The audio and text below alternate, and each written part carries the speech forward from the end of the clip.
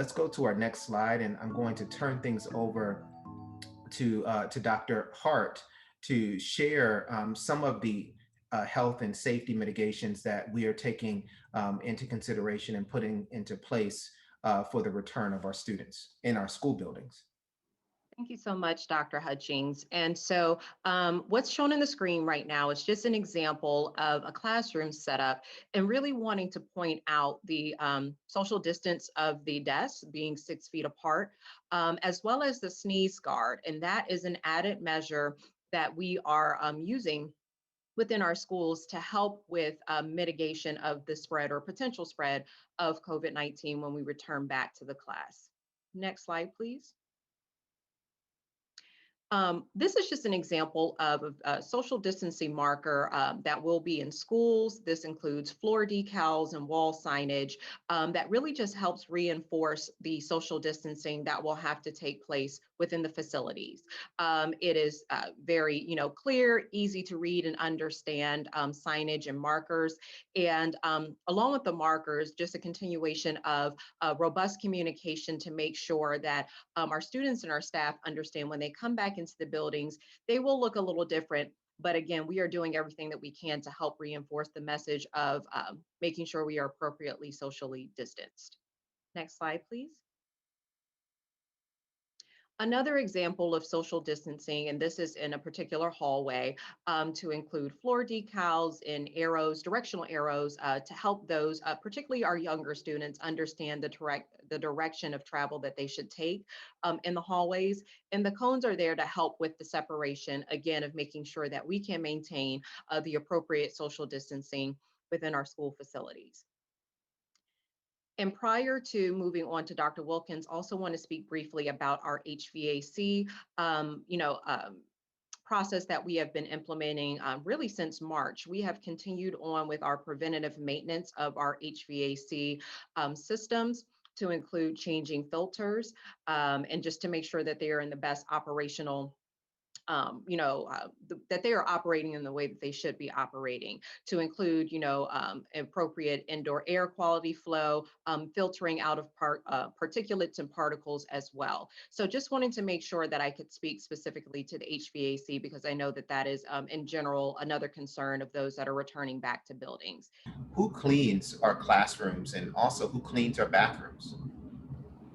Great question. So I think all of you all are familiar with the building custodians. They will still be the ones that are cleaning our restrooms in the classrooms throughout the day.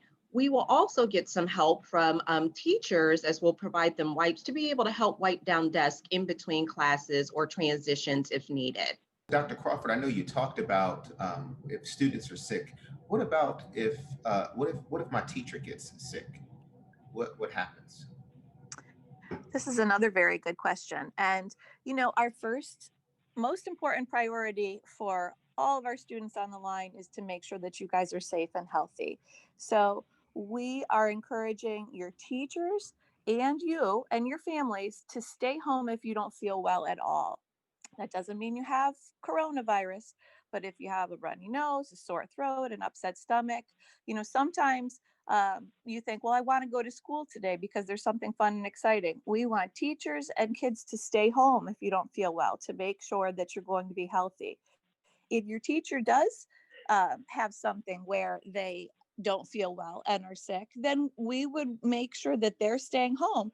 Sometimes if we suspected someone has coronavirus, that may be for a longer period of time.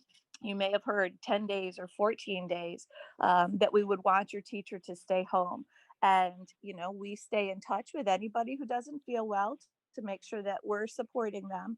But it would be okay. Your teacher would stay home, take care of him or herself, and they would come back to school when they're healthy.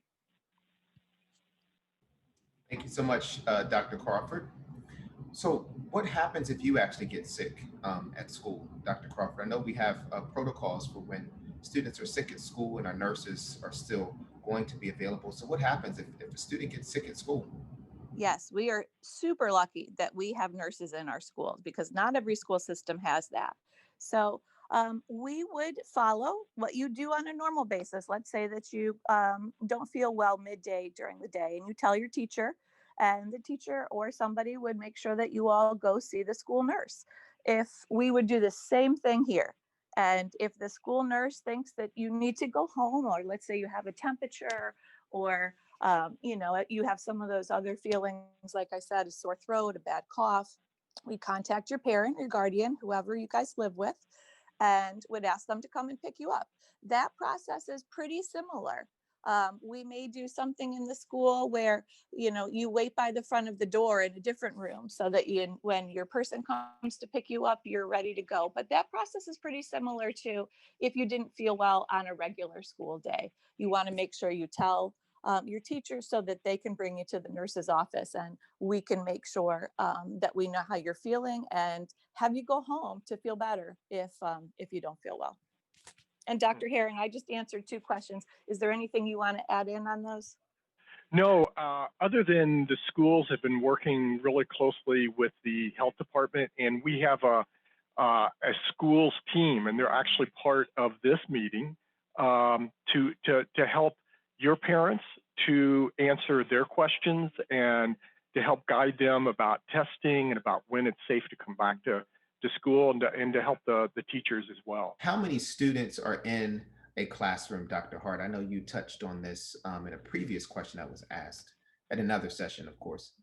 How many So students will be in a classroom? that is going to depend on the school location. Each school is built a little differently, which means class sizes are either smaller or larger depending on what school you attend. So just know that your classrooms, that the desk will be set up 6 feet apart to maintain that social distance. But more information will be coming for specific schools so we can answer that question with specificity for your particular school.